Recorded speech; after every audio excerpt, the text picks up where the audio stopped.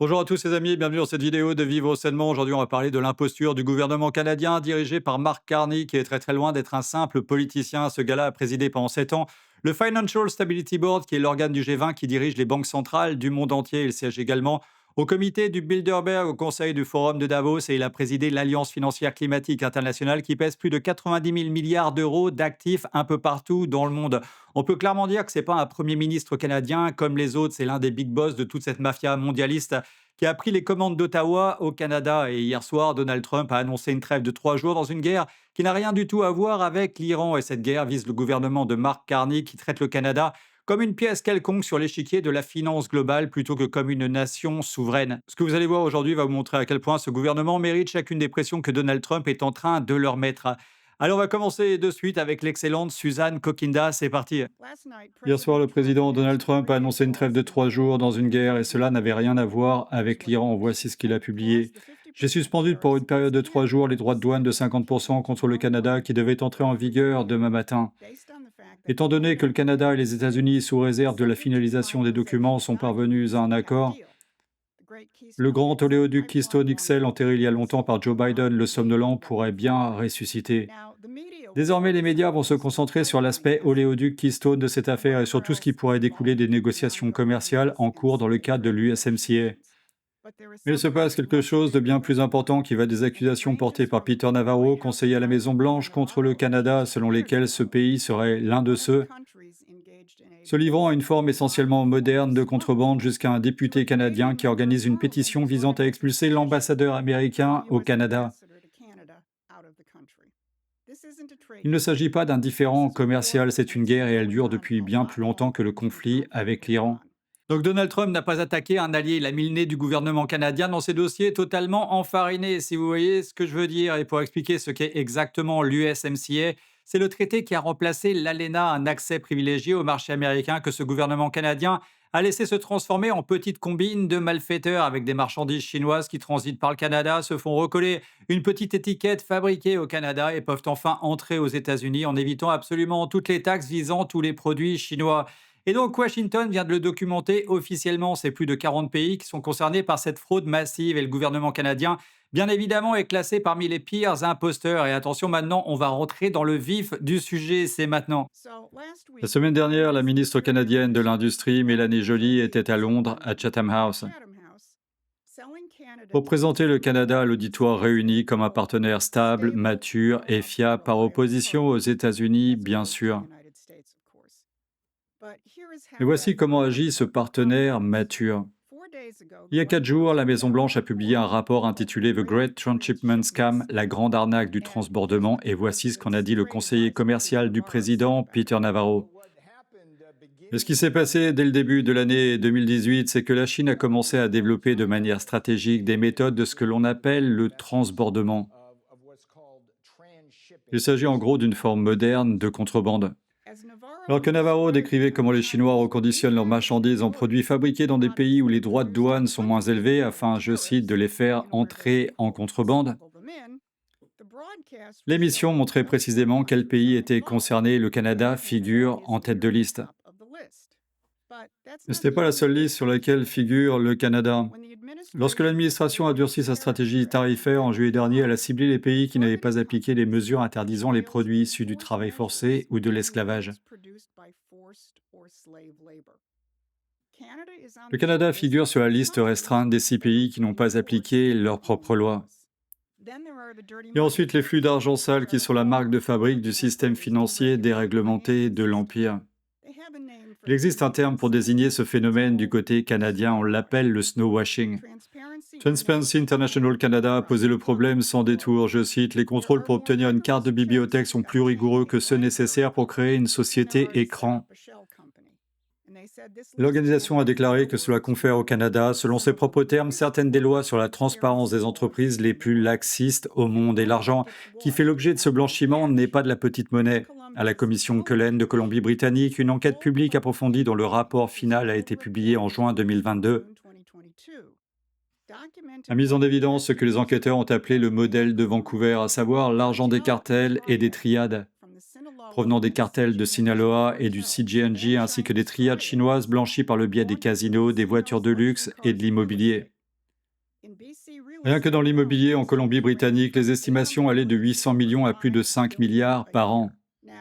Si cela vous rappelle la manière dont la City de Londres et ses îles offshore des Caraïbes abritent l'argent des cartels, de la drogue et des terroristes, y compris celui du corps des gardiens de la révolution islamique, c'est tout à fait normal.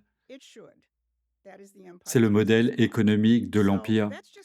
Voici donc un aperçu du casier judiciaire du Canada, ce partenaire stable, fiable et mature, selon les termes de la ministre Joly. La bataille autour de l'USMCA, ces négociations commerciales que tout le monde suit de près, c'est donc un front. Le Canada ne triche pas en matière de commerce à cause d'une application laxiste des règles. Il utilise le commerce pour éroder délibérément la souveraineté économique américaine. Ce n'est pas un partenaire commercial, c'est un hors-la-loi auquel on a agrafé un drapeau. Donc le gouvernement canadien laisse passer volontairement la fraude chinoise, n'applique pas ses propres lois contre le travail forcé et tolère un blanchiment d'argent massif, colossal via les casinos, les voitures de luxe et l'immobilier. Donc on peut clairement dire que tout ceci n'est pas un hasard administratif, c'est le reflet d'un choix idéologique mafieux beaucoup plus profond. Et pour le comprendre, il suffit de comparer deux discours prononcés à quelques jours d'intervalle, celui d'un responsable américain qui veut faire tourner des usines et celui d'une ministre canadienne qui vend une doctrine complètement différente. Regardez. Maintenant, regardez ce qui se passe quand on met les deux discours côte à côte. L'un a eu lieu à Midland, au Texas, prononcé par notre secrétaire d'État à l'énergie devant des travailleurs du secteur pétrolier et gazier, et l'autre toujours par la secrétaire Joly à Chatham House, à Londres, devant les plus grands experts britanniques en politique étrangère. Même sujet, l'énergie, et pourtant leur position ne pourrait être plus éloignée. Voici ce qu'a déclaré Chris Wright, le secrétaire américain à l'énergie. Réfléchissez-y, l'espérance de vie à la naissance était de 30 ans il y a 20 000 ans. Elle était de 30 ans il y a 200 ans. La force la plus transformatrice qui ait jamais touché la civilisation humaine, enfin, outre la famille, la foi, la morale et toutes ces choses qui nourrissent notre fort intérieur. Mais ce qui a le plus transformé la condition physique des êtres humains, ce sont le pétrole et le gaz naturel. Aujourd'hui, l'espérance de vie dépasse les 70 ans. Toute cette progression s'est produite parallèlement à l'essor de l'industrie pétrolière et gazière. Prenez bien cela à cœur. Wright ne parle pas de baril ni d'oléoduc. Il explique pourquoi l'arrière-grand-mère de votre grand-mère est morte à 30 ans et pas vous. C'est l'énergie en tant que civilisation, pas en tant que matière première. Il ne s'est pas limité à l'histoire. Il a évoqué l'ouverture d'une nouvelle mine de minerai de fer dans le Minnesota, la première depuis 50 ans, ainsi qu'une aciérie en cours de construction à proximité qu'il a qualifiée de la plus grande au monde. La réindustrialisation, voici le cœur de la politique économique du président et elle repose sur des sources d'énergie modernes. Il a ensuite avancé un argument d'ordre moral en déclarant 1 milliard de personnes mènent cette vie formidable que nous menons. 7 milliards de personnes veulent mener la vie formidable que nous menons ici. Rendons-nous maintenant à Londres où Mélanie Joly a dévoilé la nouvelle stratégie du Canada. Bien sûr, elle n'agissait pas de son propre chef, elle reprenait les propos de Mark Carney, selon lesquels le Canada est à la tête des puissances moyennes au sein d'une nouvelle alliance contre les hégémons économiques, à savoir les États-Unis et la Chine. La politique industrielle est donc la nouvelle géopolitique. Nous sommes entrés dans une ère de géo-industrialisation où les relations commerciales ne se font plus uniquement par le biais des marchés privés. Elles passent aussi en grande partie par des décisions entre gouvernements où les décisions sont liées à des choix géopolitiques. Retenez donc cette nouvelle expression, la géo-industrialisation. Quelle est donc la portée de ce concept? Il s'agit de l'extension de l'économie de la politique géopolitique de l'Empire britannique. En d'autres termes, mener sa politique étrangère en traitant les nations comme des pions jetables sur un échiquier. En les détruisant par des guerres ou des révolutions de couleur, tout ce qui est nécessaire pour que l'Empire garde le contrôle. Joly affirme que la géo-industrialisation constitue la politique économique du Canada et en particulier sa politique énergétique et qu'elle repose sur les mêmes fondements. Utiliser l'économie ou dans ce cas précis l'énergie comme une arme visant à maintenir le mondialisme sous sa nouvelle forme 2.0 dirigée par Mark Carney. Or, Joly affiche ouvertement ses opinions impérialistes. Les téléspectateurs réguliers de Promethean Action ne seront pas surpris d'apprendre qu'elle a étudié à Oxford grâce à une bourse du gouvernement britannique. Son discours à Chatham House s'apparentait donc en quelque sorte à un retour aux sources. Comparez son discours à celui du secrétaire Wright. Il parle de l'énergie comme d'un élément essentiel au progrès de la civilisation et à la création d'une vie potentiellement meilleure pour les 8 milliards d'habitants de cette planète. Wright veut bâtir une civilisation. Joly veut garder le contrôle de l'Empire. L'un produit, l'autre se positionne. Alors le responsable américain le dit simplement, le pétrole et le gaz ont doublé l'espérance de vie humaine et c'est ça la politique de Donald Trump. Quant à la ministre canadienne Mélanie Joly, elle va vendre à Londres la géo-industrialisation, une doctrine où l'État choisit ses propres partenaires par calcul uniquement géopolitique et où elle range les États-Unis dans la même case exactement que la Chine comme deux puissances dominantes qu'il faudrait équilibrer, contenir, dompter, apprivoiser plutôt que d'essayer de les respecter, ce qui est tout à fait logique. Pour la ministre de Mark Carney, celui qui a présidé le régulateur mondial des banques centrales, il ne pense pas en termes de travailleurs, il pense en termes de rapport de force et toute cette arrogance a maintenant un visage bien réel, celui de l'ambassadeur américain qu'ils veulent absolument faire taire. Regardez. Et c'est ce qui se cache réellement derrière les différents commerciaux entre les États-Unis et le Canada. Il ne s'agit pas simplement d'une nation qui manœuvre pour obtenir un accord commercial plus favorable au profit de sa population. C'est de la géopolitique en termes industriels. C'est pourquoi l'ambassadeur américain Pete Hoekstra n'est pas très populaire au Canada. J'ai d'ailleurs observé Hoekstra de près lorsqu'il était président du Parti républicain du Michigan. Et il était clair lorsque le président Trump l'a choisi qu'il voulait un bulldog comme ambassadeur, quelqu'un qui ne céderait pas dans cette guerre. L'Empire s'en est rendu compte. C'est ainsi que cet été, une campagne a été lancée pour se débarrasser de lui. Plus de 200 000 Canadiens ont désormais signé une pétition officielle adressée à la Chambre des communes exigeant que leur gouvernement déclare Pete Hoekstra persona non grata, terme diplomatique désignant l'expulsion d'un ambassadeur du pays. Alors, qui est à l'origine de cette initiative? Elizabeth May, la présidente du Parti vert du Canada. Elle est née dans le Connecticut d'un père britannique qui détestait vivre aux États-Unis. La famille est donc partie au Canada et elle a renoncé définitivement à sa nationalité américaine. Elle a passé les 4 décennies suivantes en tant que militante écologiste professionnelle à la tête du Sierra Club du Canada et a mené des campagnes contre l'industrie du pétrole et du gaz, qui ont bâti le monde moderne avant de devenir la dirigeante du Parti vert. Or, cette pétition ne permet pas réellement d'exclure qui que ce soit. Elle oblige le gouvernement à fournir une réponse écrite, mais le gouvernement canadien est resté silencieux jusqu'à présent. Et lisez ce à quoi la pétition s'oppose réellement. Elle s'attaque à M. Hoekstra pour avoir banalisé l'idée que le Canada devienne le 51e État américain et pour le fait que des responsables du mouvement pour l'indépendance de l'Alberta se soient rencontrés avec le département d'État américain à 3 reprises au cours de l'année écoulée.